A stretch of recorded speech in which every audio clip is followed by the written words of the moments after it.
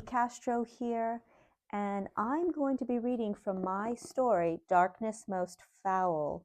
Yes, this story is dedicated to Hecate and witchcraft, as inspired by the place I live now, which is the UK, and some really gnarly, nasty birds.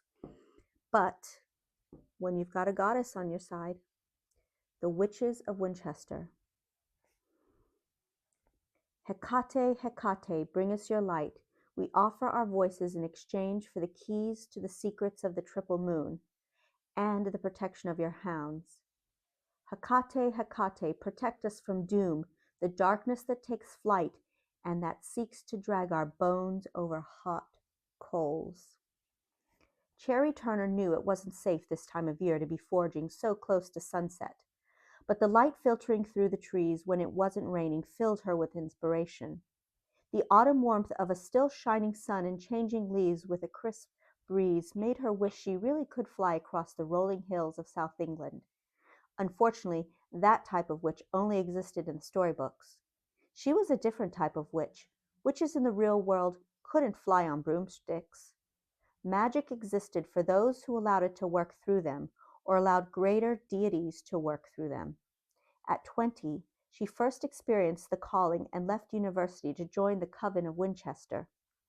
Some thought it was some type of cult, but others knew the women there were special.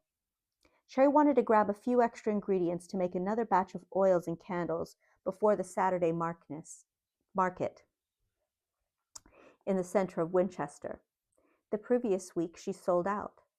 The market always drew a decent crowd, being so close to the cathedral, and a wide choice of good coffee shops with fresh baked goods. The sound of buskers filled the pedestrianized streets. She loved the Saturday market, as did all her dorm sisters. She chanted Hecate's prayer under her breath to help calm her nerves. It also helped her focus on finding what she needed so she could rush back to the dormitory before dark. Her eyes darted to the treetops for any unusual movement or sounds. An attack hadn't occurred in a very long time. However, the anniversary of killing the egg layer was approaching. Her feathers remained at the feet of Hecate's altar in the dormitory. They were the feathers of a vautour. 4 of the elders in the coven captured her and burned her carcass. Without an egg layer, the vautours would have to remain in hiding until another was born. That time must have come.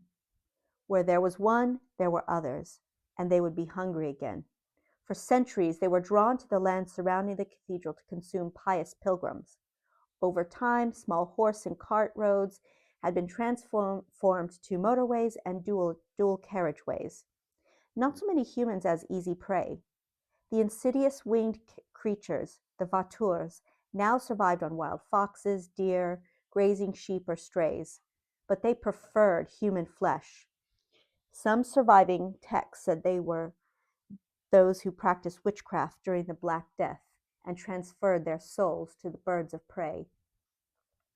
But that is what the priests believed. Those in the coven had other texts that recounted they had no origin story. They simply were dark creatures that looked half human and half vulture. Some said they were entities from a greater universe corrupting creatures here. It didn't matter. They were lethal. Cherry had never seen one and didn't want to. Cherry carried a bag of rose hips, wild rosemary, and blackberries. As she bent down to pluck woodruff, a deer dashed past her, then a bird. She glanced back to see what had made these animals burst through the forest. She didn't hear anything or see anyone approach. Only a dull silence remained. Her heart began to beat faster. She took a step to return to the dormitory when leaves above her head began to fall and the loud crack of a branch breaking made her jump. From behind the wide rotting roots of a fallen tree to her left, a shadow emerged. But it wasn't a shadow. The creature reared its mostly bald head towards her. Oily black threads sprouted from its scalp and fell across its scarred human-like face. Its body shuddered, causing its black feathers to shake from its neck down. Spiders and insects fell onto the ground from its movements. Its solid black beady eyes fixed upon her. The nose, or at least what she thought was a nose, jutted like an upturned hook over its mouth. With cracked, mottled lips and a white wrinkled hand outstretched, it spoke to her. What is a beauty like you doing out here? So, if you want to know more, grab the book, and please, please, please don't forget, leave a rating, leave a review. It all helps us authors, but also people who are like Elaine Pascale, who are doing anthologies. So yes, appreciate the support on this one, and thank you so much for tuning in, reading the book, supporting the book, and I will see you later.